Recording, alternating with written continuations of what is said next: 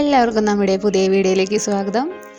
ഞാനിന്നിവിടെ ഉരുളക്കിഴങ്ങ് വെച്ചിട്ടുള്ള ഒരു മയോണൈസാണ് റെഡിയാക്കുന്നത്. അപ്പോൾ നമുക്ക് വളരെ പെട്ടെന്ന് എളുപ്പത്തിൽ തയ്യാറാക്കാൻ പറ്റുന്ന ഒരു മയോണൈസാണ്. അപ്പോൾ ഞാനിതിനായിട്ട് ഇവിടെ ഒരു മീഡിയം വലുപ്പത്തിലുള്ള ഉരുളക്കിഴങ്ങ് രണ്ടെണ്ണം എടുത്തിട്ടുണ്ട്. ഇനി നമുക്ക് തൊലി കളഞ്ഞ് ചെറിയ കഷ്ണങ്ങളാക്കി എടുത്തതിന് ശേഷം ഞാൻ നന്നായിട്ട് ഇവിടെ വേവിച്ചെടുത്തതാണ് കേട്ടോ ഇത്.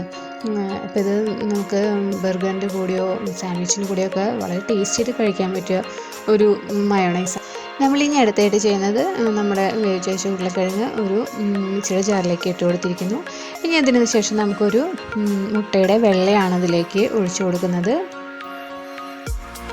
ഇനി നമുക്ക് അടുത്തതായി ചെയ്യേണ്ടത് ഇതിലേക്ക് 1 ടീസ്പൂൺ വെളുത്തുള്ളി നമ്മളിതിലേക്ക് ചേർക്കുന്നുണ്ട്. അതിന് ശേഷം ബോയിൽ ചെയ്തിട്ടുള്ള മുട്ട നമ്മൾ ഒരെണ്ണം ചേർത്ത് കൊടുക്കുന്നുണ്ട്.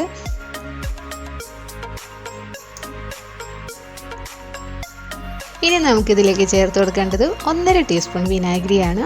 അതില്ല എന്നുണ്ടെങ്കിൽ 1 ടീസ്പൂൺ ചെറുനാരങ്ങയുടെ നീരായാലും ചേർത്താൽ മതിയാകും കേട്ടോ. ഇനി നമുക്കിതിലേക്ക് 1/2 ടീസ്പൂൺ കുരുമുളക് പൊടി ഇട്ട് കൊടുക്കാം. അതിന് ശേഷം നമുക്ക് ഇതിലേക്ക് ആവശ്യത്തിന് ഉപ്പ് ചേർത്ത് കൊടുക്കാം. ഇനി നമുക്ക് അടുത്തതായി ചേർക്കേണ്ടത് 1/4 ടീസ്പൂൺ കടുക് ആണ്, നമ്മൾ പൊടിച്ചതാണ്. ഇനി നമുക്കിതിലേക്ക് 4 ടേബിൾ സ്പൂൺ ഓയിലും കൂടി, സൺഫ്ലവർ ഓയിലും കൂടി ഒഴിച്ചു കൊടുത്താൽ ഇതിന് ശേഷം ഇതെല്ലാം കൂടി നമുക്ക് നന്നായിട്ടൊന്ന് ബ്ലെൻഡ് ചെയ്തെടുക്കാം.